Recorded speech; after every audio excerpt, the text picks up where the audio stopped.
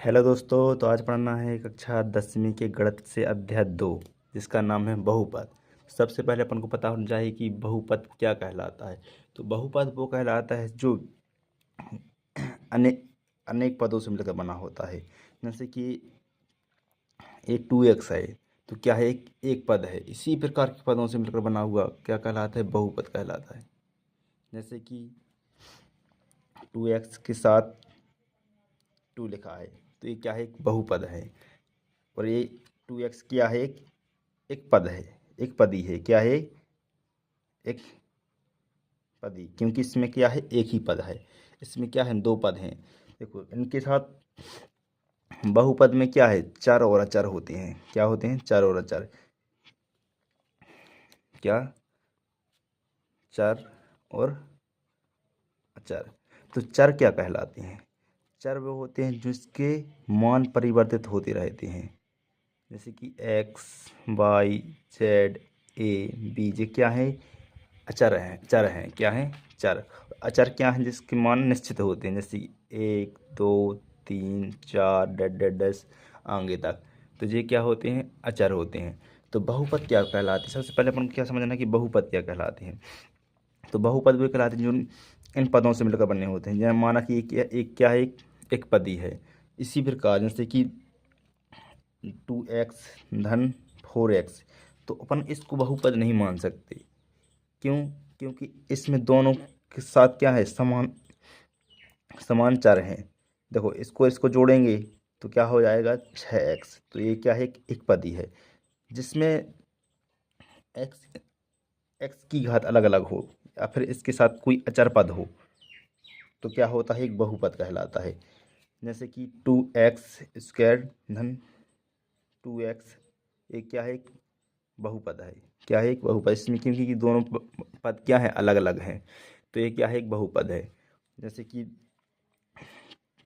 2x square धन 3,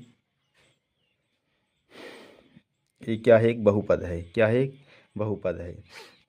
क्योंकि इसमें इस बहुपद की एक और पहचान होती है। क्या होती है कि चर के ऊपर, किसके ऊपर, चर संख्या के ऊपर जो घात होती है वो पूर्णांक होनी चाहिए। क्या होनी चाहिए, पूर्णांक। पूर्णांक कौन कौन सी क्या होती हैं, पूर्णांक होती हैं 1, 2, 3, 4, 5, 6 डैश डैश डैश अनंत तक। जिस चर के ऊपर कौन सी संख्या होनी चाहिए, धनात्मक पूर्णांक होनी चाहिए। तो वो क्या होता है, बहुपद होती है। देखिए यहाँ पर चर की घात क्या है, 2। तो ये क्या है, बहुपद।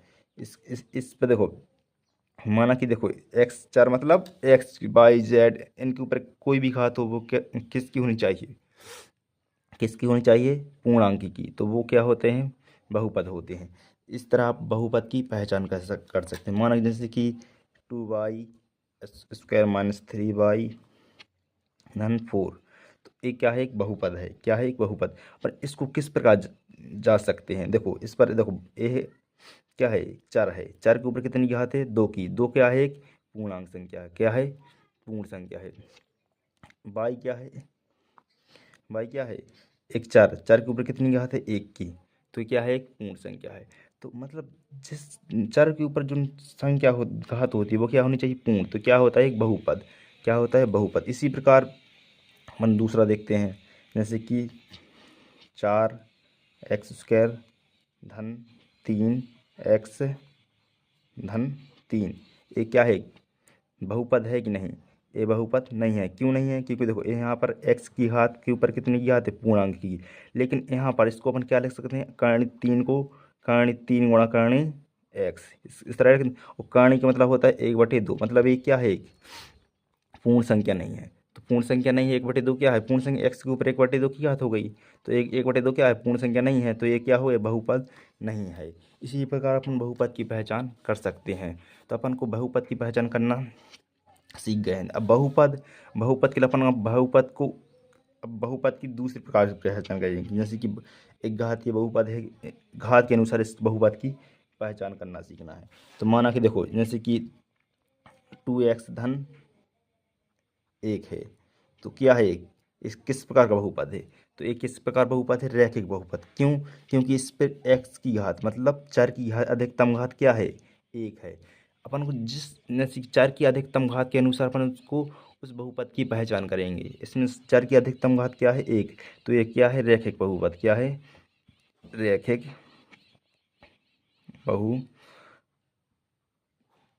ये क्या है? रैखिक बहुपद। जैसे कि इसमें देखो अपन दूसरा सवाल क्या लिखते हैं कि 5x² धन 4x धन 3। तो ये किस प्रकार का बहुपद है? ये क्या है? द्विघाती बहुपद। इसमें चर की अधिकतम घात क्या है? देखो चर क्या है? x, ये x, इसमें अधिकतम घात क्या है? 2। तो ये किस प्रकार का बहुपद हो गया? द्विघाती बहुपद। किस प्रकार? द्विघाती बहुपद। अब हमको देखो द्विघाती रैखिक बहुपद, द्विघाती बहुपद, त्रिघाती बहुपद किस तरह लिखेंगे? 6x के ऊपर 3 की घात ऋण 4x² धन 3x धन 5। तो ये किस प्रकार बहुपद है? ये है त्रिघाती। ये कौन सा है? त्रिघात बहुपद। इसमें अपन बहुपद की पहचान कैसे कर रहे हैं? चर की अधिकतम घात क्या होती है? बहुपद की घात होती है। तो इसको अपन उसके चर की अधिकतम घात के नाम से उसको जानते हैं। त्रिघातीय बहुपद है। इसमें 3 की घात है, चर के ऊपर अधिकतम घात। इसमें चर के ऊपर अधिकतम घात किसकी है? 2 की।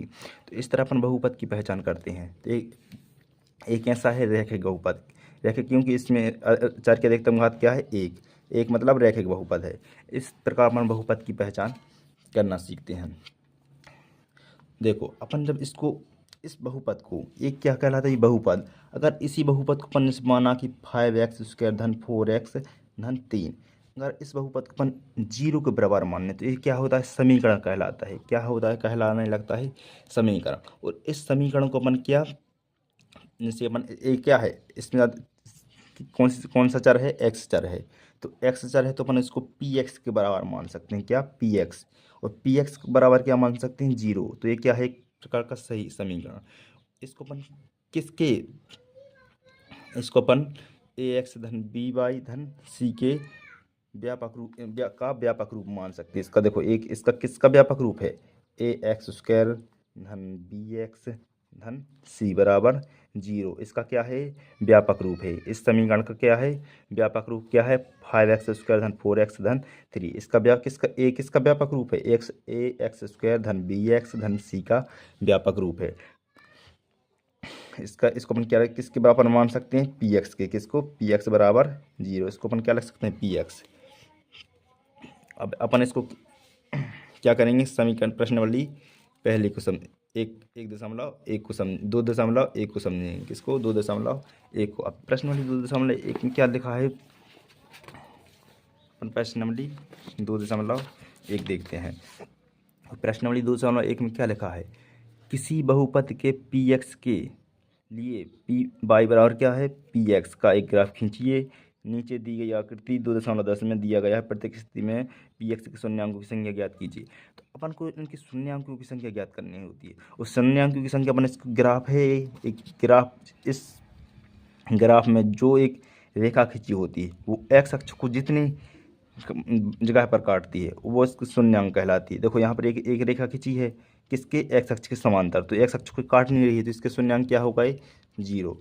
देखो इसमें देखो ये रेखा है, इस ग्राफ का x अक्ष को कहाँ पर काट रही है? एक ही जगह पर, यहाँ पर काट रही है।